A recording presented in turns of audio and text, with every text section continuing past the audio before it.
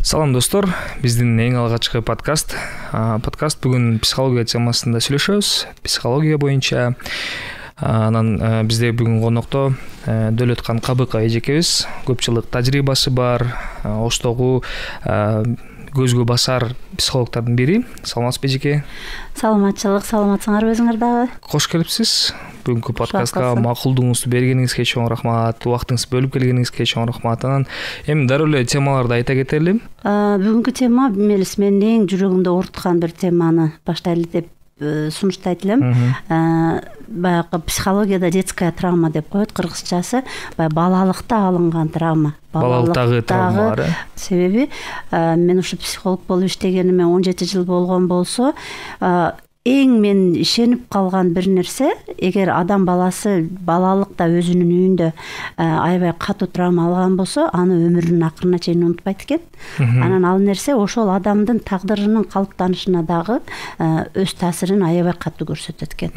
Ошон үчүн мен бүгүн ошол тема жөнүндө сүйлөшсөкпү дедим эле.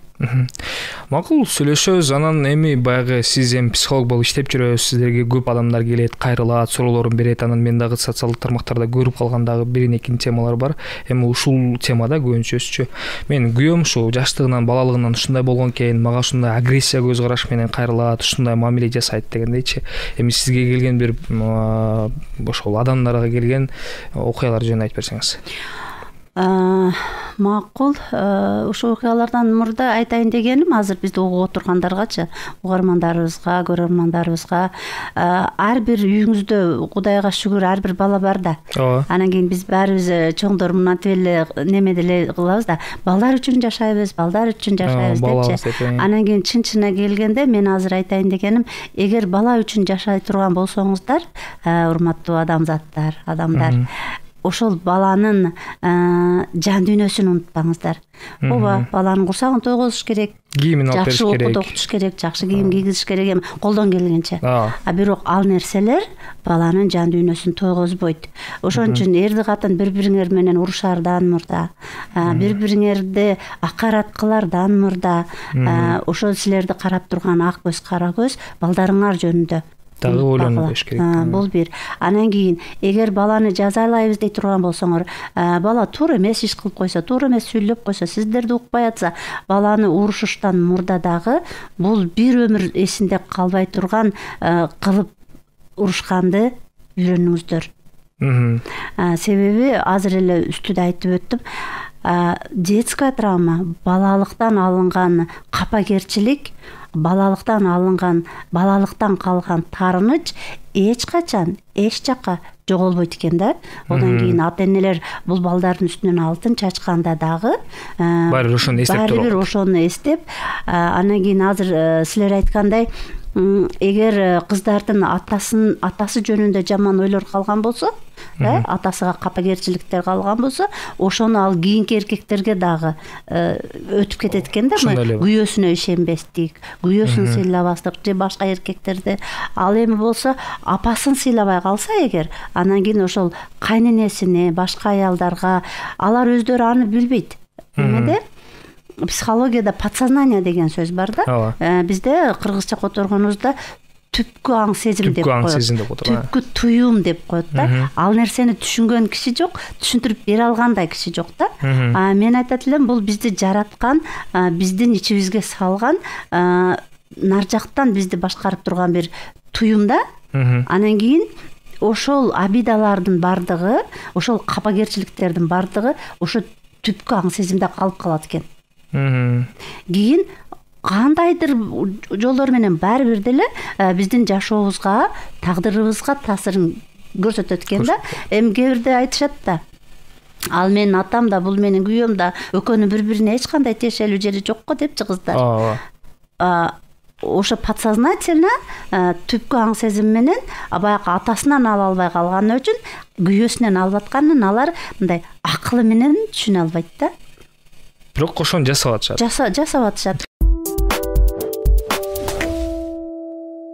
Эми тарбия боюнча да, мисалы улумундагы мурунку жашоо СССР кезин көрүп калган аталардын ата энелердин тарбиясы башкача да. Мисалы көбүнчөсү уруп катуу айтып тарбиялашат да, катуу балага катуу тийип, кызга дагы ушундай да. Анан баардыгы ошо балдарга ошентип катуу тийгенден кийин чоң ойгондо, чоң бир ийгиликке жетишкенде ар дайым эстешет да, ошо сен атам ушинтип урбаганда же апам ушинтип катуу сөз айтпаганда сен буга жетпейт элең деген сыяктуучу.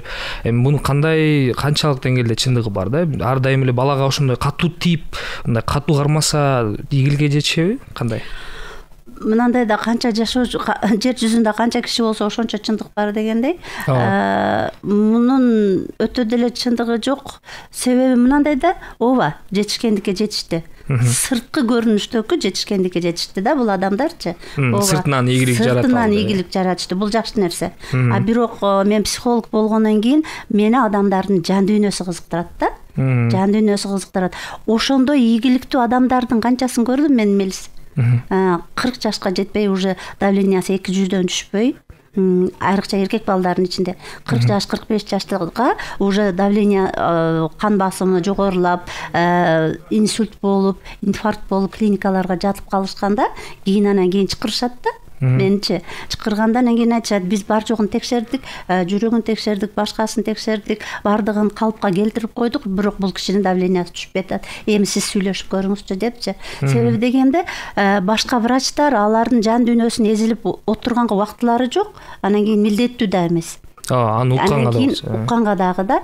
Анан кийин барып сүйлөшкөнүңдө ошол 44 жаштагы бизнесмен, чуть ли миллионер, чуть ли миллиардер адамда ушунчалык баягы жан дүйнөсү эзилген болот бала чагынан. Мындай окуялар эч качан унутулбайт. Мисалы үчүн ошо 44 жаштагы жигитке чакырышты мени мына жакшы клиникаларыбыздын биринде, менчи клиникалардын биринде. Эжеке ушундай бар жогун жакшы кылдык, бар жогу сонун эми больницадан чыга турган мезгилде дагы давлениясы 200ге чыгып кетти деп 44 жаштагы жигит экен. Келип сүйлөшкөндө атасы тирүү экен ошол маалда деле. Бирок ата буларды баягы сен айткандай энесинен баштап уруп, үйдө канча 7-8 бала болсо бардыгын уруп тарбиялаган экен. Ооба, азыр эле силер айткандай да, бала өтө чоң жетишкендиктерге жетишиптир. Эми Кыргызстанда болбосо дагы түштүктө эсептелүү 10дун 1-ине кирип калыптыр акчасы боюнчачы. Өзү айтат да. Анан кийин бирок ошол атага болгон таарыныч азыркыга чейин турат да. Андачы. Анан айтат, атамдын үйүн айылда мен биринчи болуп 2 этаж кылып оңдоп бердим дейт. Анан кийин атамдын эски машинесин, атаман мурда мен жаңы машина, жакшы машина минбейин деп, биринчи атама машина алып бердим дейт. Атам менен апамы ажыга жибердим дейт. Эже мен ушунчалык кечиришке аракет кылдым, бирок кечирдим дейм дейт. Алла Тааладан коркконуман мен кечирдим деп айттым. Бирок ичимде кечире алган эмес окшоймун, себеби атамды көргөндө дайым менде коркунч, дайым менде таарынч. Бир агрессивдүү адамды көргөндө өткөн. Болом дейт. Анан өзүмдүн да агрессиям козгоп кетет дейт да. Ошон үчүн жаман сөз айтып койбойн деп, башка кылбайын деп, атам үйдө жок экенде келгенге аракет кылам дейт. Мына ооба жетишкендикке жетишиптир. Аябай жакшы бизнесмен болуптур, аябай жакшы жерлерде окуптур. А бирок 40-ка, 45-ке жетпей инвалид болуп калып атпайбы? Муну эч ким ойлобойт да, детская травманын айынан депчи. Ооба, ошол бизнести кылыш дагы оңой эмес. А бирок сүйлөшүп келгенде ал бизнестен кыйналдым деп айтат го.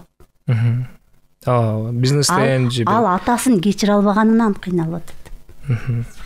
Мына ошондой травмалар бар да. Болбосом дагы немени алып келишти. 14 жаштагы өспүрүм баланы тамырын кескилептир. Тамырын? Колун өзүн кескилеп, неге десе, неме дейт, ата-эне кийин сүйлөшкөндөн кийин тоже жакшынакай эле үй бүлө. Өзүнө жакшы жетиштүү, интеллигент десең интеллигент, акчасы бар десең акчасы бар, бала аябай последний модада кийинген, соп-сонун, жеп жетиштүү да. Эми сыртынан карап турганда бир көйгөй жоктой элестетесиң. Эч көйгөй жоктой элестетесиң. Анан кийин бала менен сүйлөшүп отурганда, ал биринчи келгенде айткан жок, экинчи келгенде анан кийин айтты.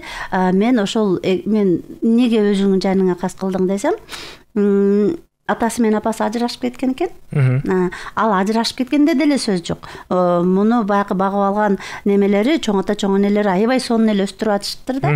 Бирок болгону атасы менен бир жолу жолугушууга барганда атасы мунун көңүлүн оорута турган аябай катуу сөз айтып коюптур. Ошондо атасы менен апасын жек көрүп, мен өлсөм дейт, ушулар кыйналсын деп ойлодум эле дейт. Мен өлсөм. Эми көбүнчө азыр суицидтердин көп, суицид көп катталып жатканда учуру, анан көбүнчөсү ушул детский травмадан болушу да мүмкүн экен да, туурабы? Ооба. Эми ушундай бир неме да. Көбүнчө эмес, 90%. 90%. 100% деле ошол. Эми мындай да, мисалы азыр ажырашып кеткен тема болуп калды. Ажырашып кеткенде көпчүлүк ата-энелер ушундай кадамга барышат. Эгер бала кимдин колунда калган болсо, бала атанын колунда калган болсо, апасын жаман көрсөтөт. Анан апанын колунда калса, атаны жаман көрсөтчүт да. Эми бул кандай, ушул тарбиядан чоңойгон бала кийин кандай жыйынтыкка жетиши мүмкүн? Ой, сөзсүз түрдө бирөөсүн жаман көрүп чоңоюп, өтө оорулуу суроону айттың, Мелис. Бул дагы чоң трагедия да ошо балдар үчүнчү. Себеби эң эле биринчиден алар баягы же атасын же апасын наркылар жамандап аткан учурда эле уже кыйналып башташатчы. Ошолор жөнүндө жаман сөз угуп атканы бир травма. Да? Да. Алар менен чогуу жашабай атканы 2 травма. Анан кийин аларды уже жек көрүп калганы 3-чү травма да. Аларды жамандап аткан адамдарды да жаман көрүшөт булар. Эми мисалы айланасында жамандап атса деле, ошо жамандап аткан үчүн да жаман көрөт балачы. Жамандап аткан адамды жакшы көрүп калбайт, аны багып атса деле. Канча жакшылык кылып атса деле. Ол бириби? Анан кийин өзүнүн үй бүлөсүндө жашабай ошондой сөздөрдү укканга мажбур болгон үчүн дагы жек көрөт. Багып аткандарын дагы, ажырашып кеткендерди дагы, анан ошондой ата-энеден төрөлгөн үчүн өзүн дагы. Неге төрөлүп калдым экен? Мына көрүңөр, жек көрүүнүн канча мындай немеси болуп атат да, канча жек көрүү болуп атат, бир эле жек көрүү эмес да. Анан кийин ошон үчүн эми бул деген жашоо. Адамзат бар экен, турмуш куруу дагы бар, ажырашуу дагы бар. Анан азыр ушу биздин берүүбүздү угуп атышса да, ошондой ажырашкан үй бүлөлөрдө, ошондой неберелерин багып аткан тайата, чоң ата, чоң энелер, мен ошолорго да кайрылып кетмекмин да. Эч качан ошол экинчи тарапты жамандабагылачы, бай болгурлар. Себеби бала чоңойгондон кийин өзү талдап алат. Ким кайсы, силер кааласаңар дагы, каалабасаңар дагы болгону мунун өзүнүн эзилип турган жүрөгүн сиздер 10 эсе, 100 эсе эзип канатпаңыздар. Бул кыйын адам болушу мүмкүн, бай айтканыңыздайчы. Байлыкка жетиши мүмкүн, чоң иликке, бирок чыныгы бактылуу болбой калат. Миң бактылуудай көрүнсө дагы ичи эзилип жүрө берет да бул адамчы. Бизде жамандаганда бир эле тарап жамандабайт да, мындай бир адам жамандабайт да, айтайын деген жабыла жамандап алышат да. Сенин атаң ушундай болгон үчүн ушундай депчи, ушундайдан кетет да. Анан кичинекей кезинен ошо ата-энесинин урушун көрүп чоңойгон балдардын ойма айтайын деп атам да, мындай кичинекейинен урушун көрдү, атасын, апасын урганын көрдү, ошондойлорду көрүп чоңойгон балдар кийин кандай болот да? Бул дагы баланын тагдырына өтө жаман таасирин көрсөтөт.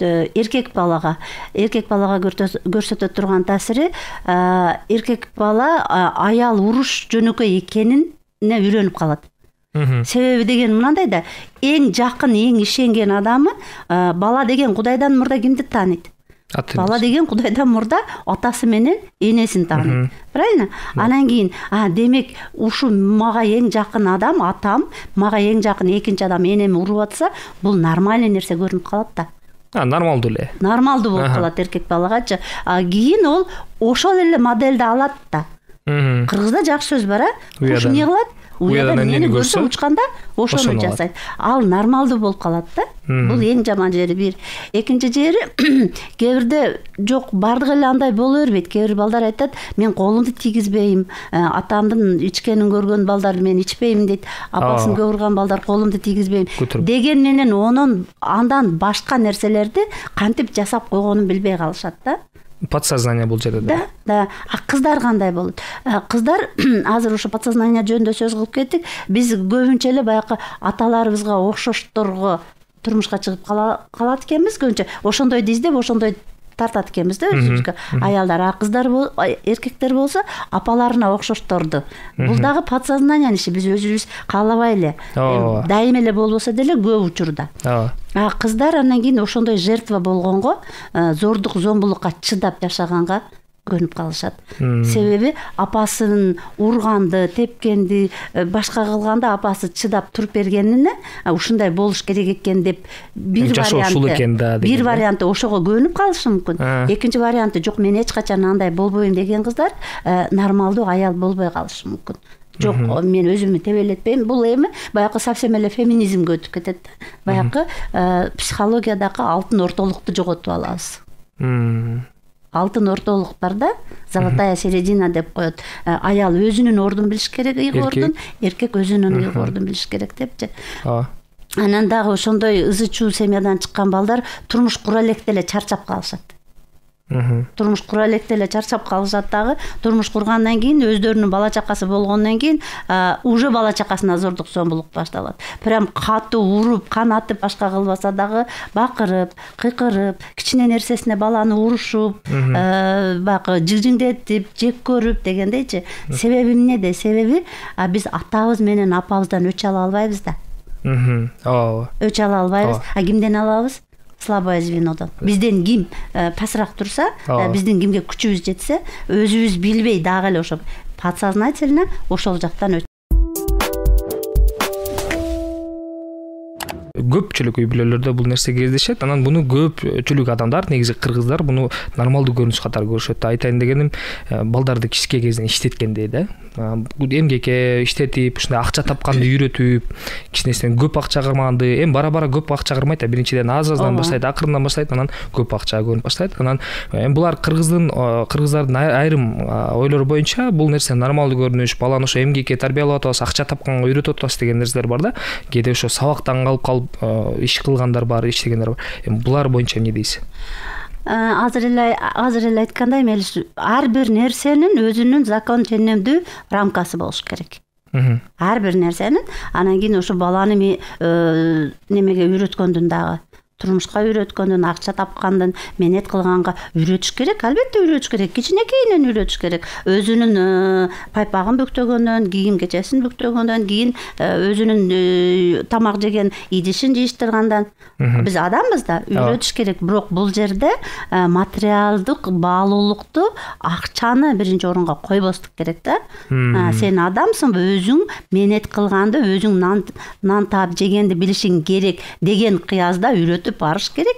Ата эркек баласын жетелеп өзү кылган иште, эне кызын жетелеп дегендейчи. Бирок акча таптырыш максатында эмес, баланы жашоого көндүрүш, үйрөтүш максатында да. Анан кийин мындай учурларда да, мындайдан да аябай көп кайрылгандар бар. Уже баягы акча таап, акчанын даамын билип калып, анан кийин уже ата энесине баш бербей, анан кийин көп акча алгандан кийин игроман болуп, картежник болуп, аферист болуп, азартный оюндарга кирип кетип, болбосо көп акча тапкандан кийин анан ата энесин тоотпой ошентип кеткен учурлар өтө көп. Ошонун азабынан кайрылгандар да. Мынтип ойлонот деп ойлойм да, мындай акчаны аз-аздан таап баштады, анан көбүрөөк тапкандан кийин уже ой келет да, мен ата энемсиз деле кыла алат турбаймынбы? Конечно. Мен өзүм деле акчаны камсыздай алат экен. Ошондо ата эне баягындай болуп атпайбы? Материалдык баалуулукту биринчи очередке коюп койгон үчүн, көрдүңбү, балада ата эненин дагы уже орду жок болуп калып атат. Баягы бул мээримдүүлүк, бул менин үй бүлөм, мен биринчи ушуларга кылышым керек деген нерсе дагы жок болуп калат да, когда ата эне өзү ошо байлыкты биринчи орунга коюп койгондо. Неме болду? 5-6 жыл мурда 22 жаштагы аябай жашнакай кыз мени бир клиникалардын бирине чакырышты, ушундай бизде жатат деп, анан нервный срыв деп коет, ошондой эме менен жатыптыр. 22 жашта. 21-ден 22-ге кетип аткан кыз.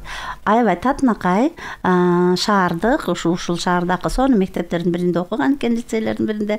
Жакшы бүткөн экен, окууну деле бүткөн экен, жакшы үй бүлөнүн кызы экен. Азыр экөөбүз айткандай сыртынан да.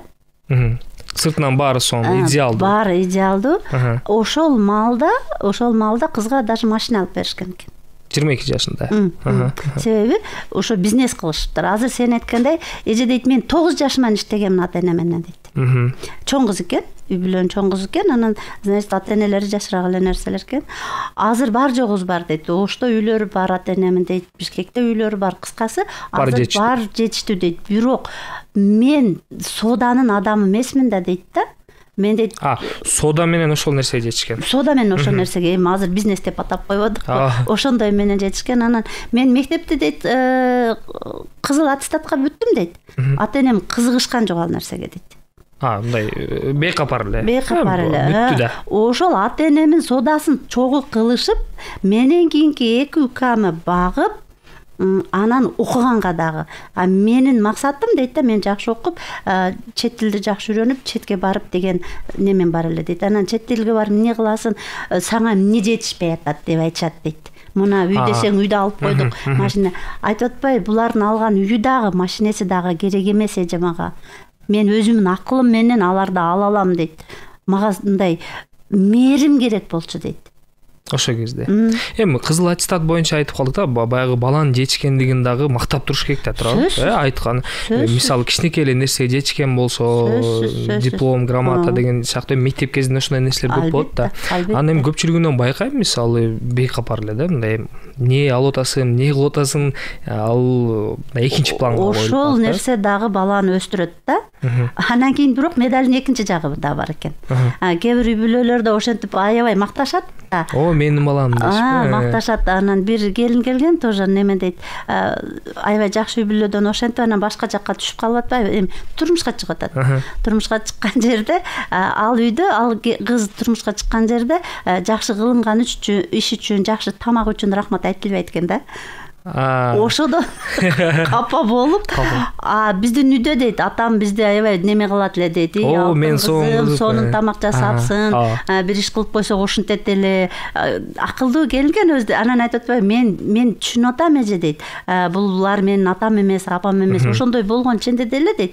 Кээ бирде ушу рахмат деген сөзгө үйрөнүп калган үчүн ошону же жолдошуңан, же кайненеңен, же кайнатаңан кимдир бирөөдөн азамат дегенди күтөт экенсиң деп, анан кыз айтып атпайбы келинче, балким баланы ушинтип деле үйрөтпөстүк керек окшойт.